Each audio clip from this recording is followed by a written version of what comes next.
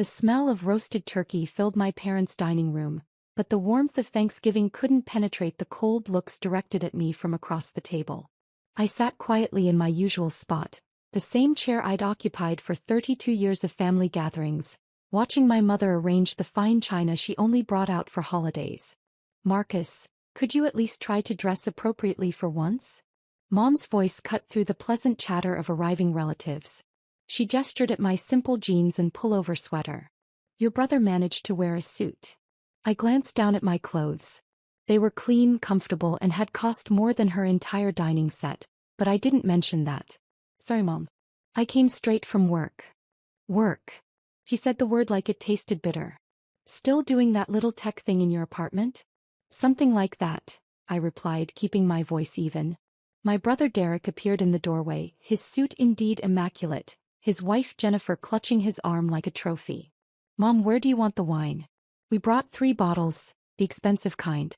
Not everyone can afford quality." The jab was clearly meant for me. I'd arrived empty-handed, though not for the reasons they assumed. "That's so thoughtful, Derek." Mom beamed at him with the pride she'd never quite managed to show me. Unlike some people who can't even bring a simple dessert.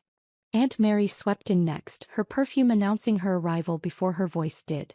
"Where's our little Marcus?" "Still living in that studio apartment." "Hi, Aunt Mary." I stood to hug her, but she held me at arm's length, examining me like a specimen. "Oh honey, you really need to invest in better clothes. Have you considered retail management? My friend's son makes excellent money at Target." I could put in a word. "I appreciate that, but I'm good with what I'm doing." "Pride goeth before the fall," she said, patting my cheek condescendingly. "There's no shame in asking for help." Uncle Robert arrived with cousin Emma, who immediately disappeared into her phone. He shook Derek's hand firmly, barely glancing at me. "Derek. Heard about the promotion. VP of Sales at 35, that's impressive." "Thank you, sir. Just putting in the work." Derek's smile was broad, his posture perfect. "And Marcus?" Uncle Robert finally turned to me. "Still doing whatever it is you do." "Computer stuff," Derek interjected helpfully. "You know, fixing things, basic programming maybe." "Actually," I started. "It's fine to be average, son," Uncle Robert interrupted. "Not everyone can be exceptional. The world needs workers too." Dinner was called and we gathered around the extended table. Mom had seated me at the far end, away from the important conversations happening near her and Dad. Derek sat at Dad's right hand, discussing market trends and investment strategies. I could hear fragments of their animated discussion about Derek's recent client acquisitions. "So Marcus," Jennifer called down the table during a lull, her voice carrying that particular pitch of false sweetness. "Still driving that 2015 Honda?" Every head turned toward me. "Yes," I said simply. "Bless your heart." Jennifer exchanged a look with Derek. "We just got the new Mercedes. The S-Class. Derek says I deserved it after putting up with his work hours." "It's important to invest in quality," Derek added. "Shows people you've made it, you know." Mom served the turkey, giving Derek the largest portions. "A good car is a sign of success. Marcus, maybe if you applied yourself more, saved better." "Can't save what you don't make," Aunt Mary stage whispered to Uncle Robert, loud enough for everyone to hear. I took a bite of turkey, letting the conversation flow around me. "I heard from Carol Thompson that you're still in that same tiny apartment," Mom continued, unable to let it go. "Her daughter saw you at the grocery store using coupons." "Coupons, Marcus. Food is expensive," I said neutrally. "It's embarrassing." Mom set down her fork with emphasis. "Do you know what people say?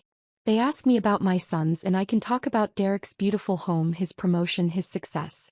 But you, what am I supposed to tell them? That my other son is 32 and has accomplished nothing." The table went quiet. Even Emma looked up from her phone. "Mom, that's a bit harsh," Derek said, though his tone suggested he didn't really disagree. "It's truth," Mom insisted. "Sometimes truth is harsh. Marcus has been working on this computer business for 8 years. 8 years. Derek made VP in 7 years with an actual company." Dad finally spoke up from the head of the table. "Son, your mother and I have been talking. We're willing to help you. Robert's company is hiring for their IT department.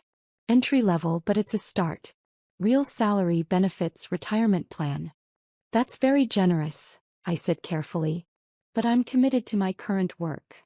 Current work, Aunt Mary repeated with a laugh. Honey, at some point you have to stop pretending and face reality. You're not 22 anymore. This startup fantasy needs to end. It's not a startup exactly. Whatever it is, Mom interrupted, it's clearly not paying the bills if you're living like a college student. Your brother owns a 4-bedroom house. You can't even afford a car payment. I own my car outright, I pointed out. A 13-year-old Honda. Jennifer laughed. Oh Marcus, that's not the flex you think it is. Emma was scrolling through her phone again, occasionally glancing at me with an expression I couldn't quite read. She was the youngest cousin, just finished with college, and we'd always had a decent relationship even if we weren't close. Let's be constructive, Uncle Robert said in his business voice. Marcus, what exactly do you do? Help us understand. All eyes turned to me again. I could explain, but I knew how it would sound. How it always sounded when I tried to make people understand. I develop AI systems, I said simply. Oh, artificial intelligence. Aunt Mary perked up. Like Siri? That's actually impressive. Are you working for Apple? No, He's probably doing freelance stuff, Derek explained to the table. Maybe some small contracts here and there. Right, Marcus? Something like that. See, that's the problem with freelance, Dad said, warming to the topic. No stability, no growth. You're just barely scraping by project to project. You need a real position, son. Like Derek, Mom added pointedly. Real job, real success, real security. The meal continued with my family members taking turns discussing Derek's achievements, Jennifer's new Mercedes, Uncle Robert's latest golf club membership, and Aunt Mary's upcoming cruise. I was mentioned occasionally, always as a cautionary tale or afterthought. Remember when both boys were in school? Aunt Mary reminisced. We all thought Marcus would be the successful one. He had those perfect grades, all those awards. Academic success doesn't always translate to real-world success, Dad said. Derek learned how to work with people, built networks. That's what matters in business. I just worry about him, Mom said, her voice taking on a wounded tone. A mother worries. What happens when he's 40 and still struggling? 50? Will he ever be able to afford a family? A real home? Maybe he's happy, Emma said quietly, still focused on her phone. Happy? Jennifer laughed. Happiness doesn't pay the mortgage. I don't have a mortgage, I said. Exactly. Mom threw up her hands. You're 32 with no mortgage, no assets, no real career progression. Do you know how that looks? To who? I asked. To everyone. She gestured broadly. The Thompsons, the Wongs, everyone at church, my book club, they all ask about my sons. Plural. What am I supposed to say about you? Derek shifted uncomfortably. For all his smugness, he didn't seem to enjoy watching Mom eviscerate me quite this thoroughly. Maybe we should talk about something else, he suggested. No, this needs to be addressed, Dad said firmly. Marcus, we love you. That's why we're being honest. This path you're on, it's not sustainable. Take the IT job. It's a good opportunity. Steady paycheck, room for advancement. Robert's even willing to start you at $55,000. That's very generous, I repeated. So you'll take it? Uncle Robert asked. I'm going to keep doing what I'm doing. The disappointment on Mom's face was profound. Why are you so stubborn? So prideful? Is it really so hard to admit that your little experiment failed? It hasn't failed. Marcus, you're barely surviving. Her voice rose. That's failure. Look at Derek, that's success. Look at your cousin Tom, he's a doctor now. Look at anyone else in this family, and they're all doing better than you. I'm doing fine. Fine. He was nearly shouting now. You drive a car old enough to be in middle school. You live in a studio apartment. You shop with coupons. That's not fine, that's pathetic. The table fell into shocked silence. Mom had never been quite that brutal before. Eleanor, Dad said quietly. That's enough. No, it's not enough. I'm tired of watching my son waste his life. I'm tired of making excuses for him. I'm tired of being embarrassed. I felt my phone buzz in my pocket but ignored it. Then again. And again. Sorry, Emma said, her eyes wide as she stared at her screen. Sorry, I need to. Her phone started ringing. Then Aunt Mary's. Then Derek's. What on earth? Aunt Mary picked up. Oh, this is, what? Time magazine? I don't understand why you're calling me. Derek was staring at his phone like it had grown a second screen. Marcus, is this real? What? Mom snapped, still angry. There's an article, Derek said slowly. Coming out tonight. Time magazine's Person of the Year announcement. Emma stood up, her chair scraping loudly. She walked around the table and held out her phone to Mom with a shaking hand. You need to see this, she whispered. Mom grabbed the phone impatiently. Her face went white. Then red. Then white again. This can't be. Dad took the phone from her. His expression froze. The screen showed the Time magazine website, their breaking news banner prominent across the top. And there on the screen was my face. Not a casual photo. Not a candid shot. A professional magazine cover portrait with the iconic red border and the words, Person of the Year across the top. Below my image, the headline read, Marcus Chin, the AI visionary who changed everything. What is this? Mom whispered. My phone wouldn't stop buzzing. I finally pulled it out and saw 247 notifications. Messages from journalists, colleagues, the Time magazine team confirming the embargo had lifted, my publicist asking if I'd seen it yet. Oh my God, Jennifer breathed, looking at her own phone now. It's everywhere. CNN, BBC, Reuters. Marcus. Dad's voice was very small. What is this? Uncle Robert was reading from his phone, his face pale. Says here you developed the breakthrough in artificial general intelligence that's been licensed by every major tech company in the world. Says your patents are valued at. That can't be right. That says billions. With AB, Emma added, still scrolling. Multiple billions. There's more, Derek said, his voice hollow. It says he's been working on this for 8 years. 8 years. Living simply to stay under the radar. Avoiding publicity because... He looked up at me, because you wanted to perfect the technology before going public. Aunt Mary had her phone pressed to her ear. Yes, I'm his aunt. No, I can't give you a statement. No, I don't know when we can... You want to interview the family? I'll have to call you back. Forbes did a profile last month. Jennifer read aloud. How did we miss this? Says, Marcus Chin, estimated net worth $4.7 billion. Age 32. Considered the most significant breakthrough in artificial intelligence in 50 years. Mom stood up abruptly, her napkin falling to the floor. She opened her mouth, closed it, opened it again. No words came out. The doorbell rang. We all froze. I'll get it, I said quietly, standing up for the first time since the phones had started ringing.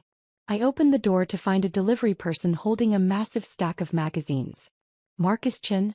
Got about 200 copies of Time magazine here. Where do you want them? 200. I heard Mom whisper behind me. Your publicist ordered them for the family, the delivery person explained cheerfully. Said you'd want to share this moment with your loved ones. Congratulations, by the way. My kid wants to study AI because of you. I signed for the delivery and carried the first stack inside. The glossy magazines felt substantial in my arms. Each one featured my face on the cover, along with a secondary headline, How One Man's Vision Revolutionized Technology While Living in a Studio Apartment. I set them on the dining table right next to Mom's fine china. Derek picked one up with trembling hands. This is real. This is actually real. There are TV trucks outside, Emma reported from the window. 3 of them. No, for now. My phone rang. I glanced at the screen. Sorry, I should take this. It's the magazine's editor. I stepped into the hallway. Hi, Janet. Yes, I saw it go live. No, I'm actually at my parents' house for Thanksgiving. Family dinner. Is there... Surprised. Very surprised. I could hear frantic whispering from the dining room. Interview tomorrow at 9 a.m.? That works. NBC, CNN, and BBC all confirmed? Great. And the White House invitation? Next Tuesday is fine. Let me check my calendar and I'll email you tonight. I returned to the dining room. Every eye was on me. Marcus, Dad started then stopped. He seemed to have aged 10 years in 10 minutes. The article mentions us, Mom said faintly, reading from Jennifer's phone. It says. It says you maintained a simple lifestyle despite your success. It says you drove an older car and lived modestly to stay focused on your work. It says. Her voice cracked. It says your family didn't know the extent of your achievements because you valued privacy and wanted to be seen for who you are, not what you've accomplished. That's a nice way of putting it, I said. Why didn't you tell us? Aunt Mary demanded. All this time we thought. You thought I was a failure, I finished calmly. You said so. Multiple times. Including about 15 minutes ago. The silence was deafening. I should have known, Derek said quietly, almost to himself. You were always the smart one. I thought I'd finally beaten you at something. Finally been the successful one. You are successful, I said. VP of Sales is impressive. Don't patronize me, he snapped. Then quieter, please don't patronize me. The doorbell rang again. This time it was a woman in a professional suit with a camera crew behind her. Mr. Chin? I'm Rebecca Harrison from CNN. I know this is family time, but would you be willing to give us just a brief statement? The world wants to hear from you. I glanced back at my family, frozen in their seats around the Thanksgiving table. Actually, I said, would you mind coming back in an hour? I'm having dinner with my family. Of course. We'll be right out here whenever you're ready. I closed the door and returned to the table. Mom was crying quietly. Dad's hand shook as he reached for his water glass. I don't understand, Mom whispered. Why didn't you tell us? I tried, I said simply. Many times. You didn't want to hear about AI development or neural networks or breakthrough algorithms. You wanted to hear about job titles and salaries and houses. I couldn't give you those things in ways you'd recognize. But billions. Uncle Robert sounded dazed. Your work is worth billions? The patents alone are licensed by Apple, Google, Microsoft, Tesla, and about 200 other companies. The technology itself is being used in everything from medical diagnostics to climate modeling to space exploration. Time called it the most important technological breakthrough since the internet. And you did this in a studio apartment, Emma said, something like awe in her voice. I did it in a studio apartment because I didn't need anything else. I wasn't pretending to be successful, Mom. I was being successful. Just not in ways that looked like Derek's success or Uncle Robert's success or anyone else's version of what success should look like. Jennifer was still scrolling through articles. There's a waiting list of companies trying to hire you. The salary offers are. I can't even read these numbers. They don't make sense. I don't need a job, I said. I have my own company now. We're going public next month. The IPO is projected to be the largest in tech history. Dad made a sound somewhere between a laugh and a sob. All those times we offered to help you, he said. All those times we treated you like you were struggling, like you needed saving. You offered me an entry-level IT position for $55,000 a year, I said, keeping my voice neutral.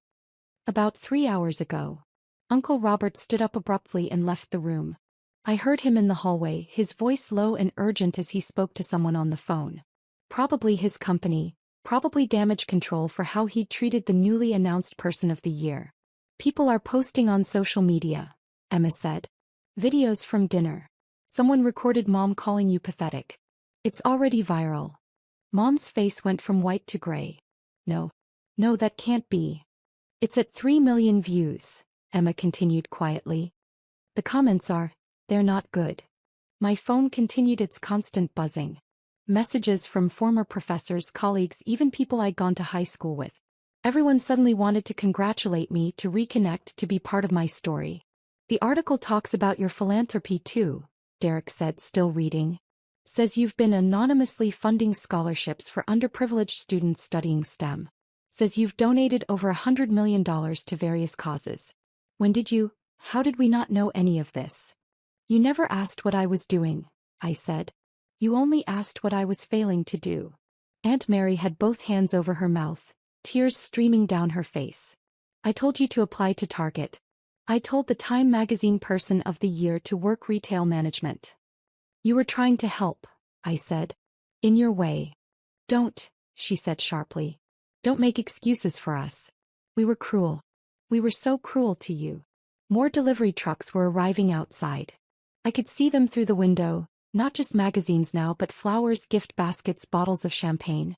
The congratulations were pouring in from around the world, all arriving at my parents' address because that's what I'd listed as my contact for the magazine. Your mother and I, Dad started, then had to stop and clear his throat. We owe you an apology that words can't possibly convey. Multiple apologies, Mom added, her voice breaking. Years of apologies. The Thompsons are calling, Aunt Mary said, staring at her ringing phone. And the Wongs. And, oh God, everyone from church. They all saw. Everyone saw. Saw what? I asked. How we treated you. There are articles already. Family mocks Times Person of the Year at Thanksgiving dinner. Someone recorded audio. The quotes. You look like she might be sick. The quotes are exact. Everything we said about you being pathetic, about failing, about embarrassing the family. Derek's phone rang. He answered it, listened for a moment, then hung up with a shaking hand. That was my boss. He wants to know if I can arrange a meeting with you. Said it would be beneficial for my career to facilitate an introduction. The absurdity of it seemed to hit him all at once. He started laughing, but it wasn't a happy sound. I spent 7 years clawing my way to VP, and now I'm valuable to my company because my brother, my failure brother who I've been looking down on for years, is someone they desperately want to meet. Derek, I started. No, it's actually funny. In a horrifying way. I've been so proud of myself. So proud of finally being the successful one. And the whole time you were. He gestured helplessly at the pile of magazines, at the TV trucks outside, at the constant stream of notifications lighting up everyone's phones. Jennifer hadn't said a word in several minutes. She sat perfectly still, her expensive jewelry suddenly looking costume-like compared to the magnitude of what was unfolding. I made fun of your car, she finally said.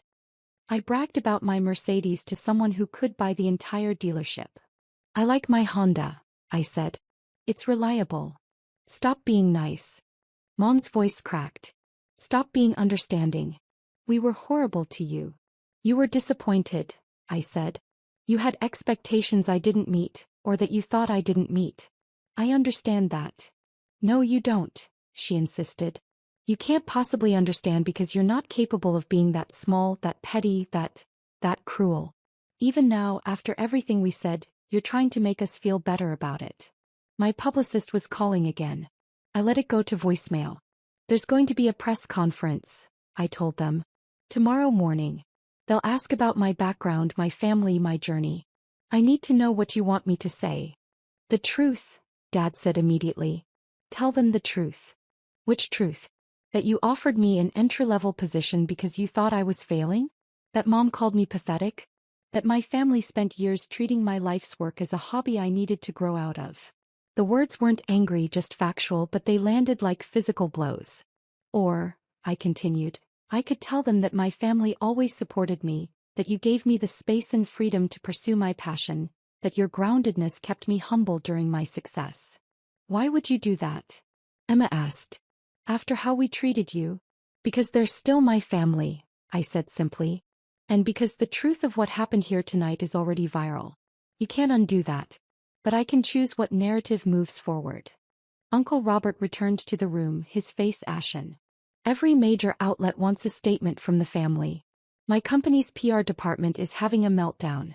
They're suggesting I take a leave of absence until this blows over. It won't blow over, Emma said, still scrolling. This is everywhere. International news. Tech visionary's family didn't know about his success. Times Person of the Year lived secretly among us. The headlines are getting more dramatic by the minute. Another knock at the door. This time it was a delivery of formal invitations, speaking engagements, award ceremonies, White House dinners, university honorary degrees. They came in cream-colored envelopes with embossed seals and elegant calligraphy. I brought them to the table and spread them out next to the magazines. The contrast was stark. My family's humble Thanksgiving dinner now surrounded by evidence of a life they'd never imagined I was living. MIT wants to give you an honorary doctorate, Derek read from one invitation. The Nobel Committee is interested in discussing your breakthrough. The UN invited you to speak about AI and global development. Marcus, this is incredible. It's just Tuesday for me, I said quietly. This is my life. It has been for years. You just didn't see it. Mom picked up one of the magazines with trembling hands. She stared at my face on the cover, professional, composed, accomplished. Nothing like the struggling son she thought she knew. "I don't know you," she whispered. "I thought I knew my own son, but I don't know you at all." "You know me," I said. "I'm the same person I was an hour ago. The same person I've always been.